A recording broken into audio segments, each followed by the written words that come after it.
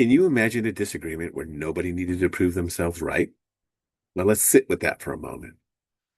So, through my own experiences, research, and years of working with clients, I noticed the same patterns showing up repeatedly. I just hadn't given it a clever name yet. And here's the thing: all were different people, all had different stories, but all had similar emotional reactions under pressure, meaning stressful situations.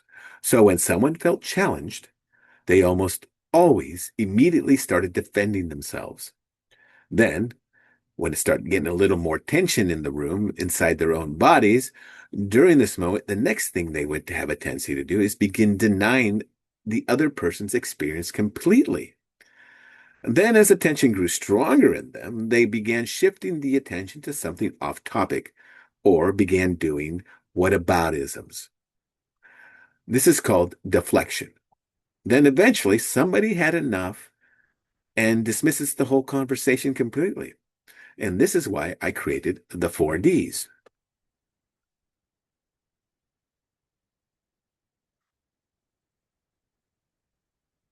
Defend, deny, deflect, dismiss. And once you notice them, you start seeing them everywhere. Oh, yeah, you do.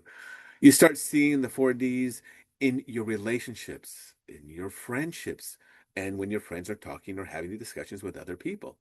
Family dinners, work meetings, sports, politics, religion, pretty much any argument, they show up. Now, I want you to imagine your partner arrives home, already mentally exhausted from work, and the hateful traffic your partner commuted in. Not cool, right? At dinner, your partner is sitting quietly. They seem a bit distant, even emotionally disconnected, while they're scrolling on their phone during dinner, not saying much to you. You notice this and finally say something simple, innocuous, something neutral. Hey, babe, you seem really distracted tonight. I miss talking with you. And while you being on your phone doesn't allow us to talk and connect.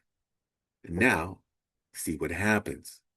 What do you mean? We always talk. Listen, I've had a long day. I'm just trying to relax and decompress right now. And well, I'm here. I'm sitting with you. That's defending. Then you say something like, I know. I just wanted a little more connection tonight. That's all. Now pressure starts building inside their nervous system, quickly, I might add. And they may respond with, "Hey, that's not fair. You make it as though I haven't spent time with you. You're making this bigger than it is, sweetheart." And that becomes denial. A few minutes later, when more tension building inside their body, attention shifts somewhere else entirely. They say, "Well, you know what? You're on your phone all the time anyways. So what's the difference? I don't say anything to you about it." Well, that becomes deflection. And then eventually someone says, "Whatever. This conversation feels pointless now. You're not hearing me. I'm not hearing you." And that becomes dismissal. And what fascinated me the most about this was most people believed they were communicating. But you know what? They weren't. Their nervous system was protecting their comfort.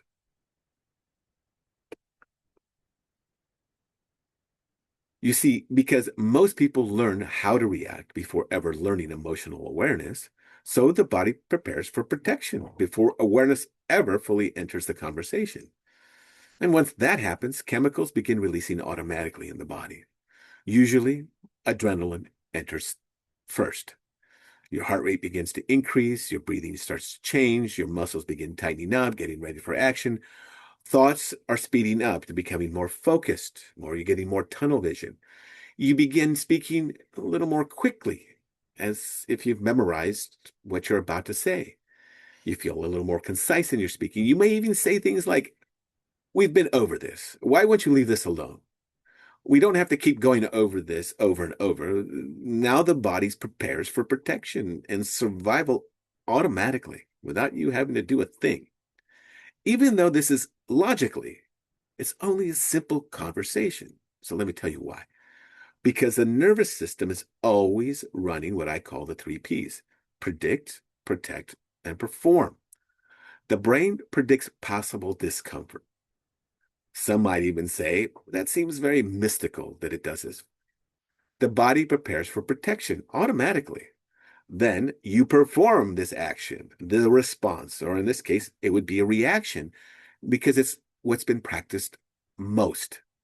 That's why arguments seem to repeat themselves and the same patterns constantly, because survival reactions became practiced long before awareness arrived. And what I mean is this: survival reactions become practiced before awareness fully develops, because the body and nervous systems learn through repeated emotional experiences long before we consciously understand what was happening. So if a child grows up around tension, criticism, conflict, unpredictability, they begin adapting automatically. They learn that staying quiet, people pleasing, shutting down, getting defensive, or becoming hyper alert begins to feel safe. And over time, those repeated reactions become subconscious habits. So it's what we practice under stress. So later in life, people think this is just who I am, when in reality, it is often a practiced survival pattern that became automatic long before they ever had the awareness to question it or retrain it. Now, think about when you were 10, 12, 13. Were you aware then? Probably not. And this is where the 7 levels of awareness begin. Level 1 means you notice your reactions afterward, maybe hours or even days after. Level 2 means you start recognizing your repeated patterns.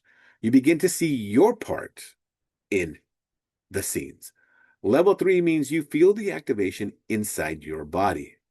Level 4 means you allow discomfort without escaping it immediately, meaning you get into a pool after being in the sun in 100-degree temperature, and when you first step into the pool, it feels like an ice bath, and you are fighting the urge to escape the ice bath because it's uncomfortable. But as you override that feeling by staying in the pool longer, you begin to notice that it's not so bad, right? Feels like it's warming up. So raise your hand if you know what I'm talking about. And the longer you sit in it, the less uncomfortable you feel. Sounds familiar? Should.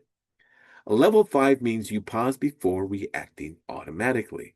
In other words, you're pausing so you can have a response. Level 6 means you practice new emotional responses repeatedly. Level 7 means the new response becomes familiar. This is the real work. Most people stay trapped between levels 1 and 2 emotionally. They notice arguments afterward or recognize patterns later mentally, but transformation happens when awareness reaches the body directly.